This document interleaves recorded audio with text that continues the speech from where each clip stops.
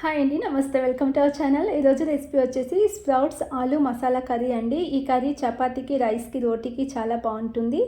ఎలా ప్రిపేర్ చేసుకోవాలో చూద్దాం. ముందుగా ఇక్కడ నేను 3 రకాల స్ప్రౌట్స్ తీసుకుంటున్నాను. చిన్న కప్తో హాఫ్ కప్ వరకు హాఫ్ తీసుకుంటున్నాను. మీకు నచ్చిన మొలకలు తీసుకోండి ఇక్కడ. అలాగే 2 ఆలుని పైపొట్టు తీసి ఈ విధంగా కట్ చేసి తీసుకున్నాను.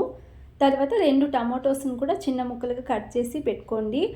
ఈ స్ప్రౌట్స్ని వాటర్ వేసుకుంటూ 2-3 సార్లు శుభ్రంగా కడిగి తీసుకుందాం. అలాగే ఇక్కడ మసాలా కోసం నేను చిన్న కప్తో హాఫ్ కప్ వరకు ఎండు కొబ్బరి ముక్కలు వేసుకుంటున్నాను. అలాగే 2 ఇంచుల అల్లం, 2 ఇంచుల చెక్క, ఒక 4 లవంగాలు వేసుకోండి. తర్వాత 10-15 వెల్లుల్లిపాయలు వేసుకుంటున్నాను.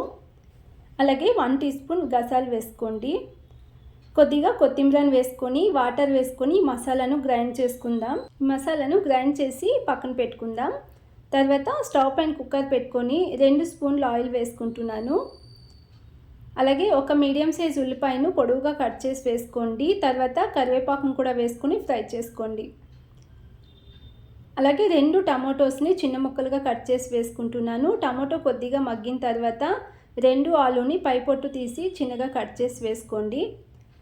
ఇక్కడ 2-3 రకాల మొలకలు వేసుకుంటున్నానండి నేను. తర్వాత 1/2 టీ స్పూన్ పసుపు, రుచికి సరిపడా సాల్ట్ వేసుకుని 1.5 టీ స్పూన్ ధనియాల పౌడర్ వేసుకోండి. వీటిని మిక్స్ చేసుకుని రుచికి సరిపడా కారం వేసుకోవాలి. ఈ కర్రీ కొంచెం కారంగా ఉంటేనే టేస్టీగా ఉంటుంది. అందుకని 1.5 టీ స్పూన్ కారం వేసుకుంటున్నాను. ఇప్పుడు ఈ మొలకలకి కారం బాగా పట్టేంత వరకు ఒక 2-3 నిమిషాల పాటు మూత పెట్టి మగ్గించి తర్వాత మనం గ్రైండ్ చేసుకున్న మసాలా వేసుకుంటున్నాను. మిక్స్ చేసుకుని ఇక్కడ కర్రీకి సరిపడా వాటర్ వేసుకోండి. నేను 1 గ్లాస్ వాటర్ వేసుకుంటున్నాను.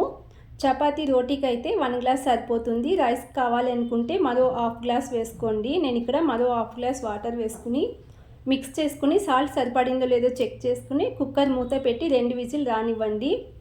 2 విజిల్ తర్వాత కుక్కర్ ప్రెజర్ నార్మల్గా పోయిన తర్వాత ఓపెన్ చేసుకోండి. ఇక్కడ చూడండి, స్ప్రౌట్స్ ఆలు మసాలా కర్రీ రెడీ అండి.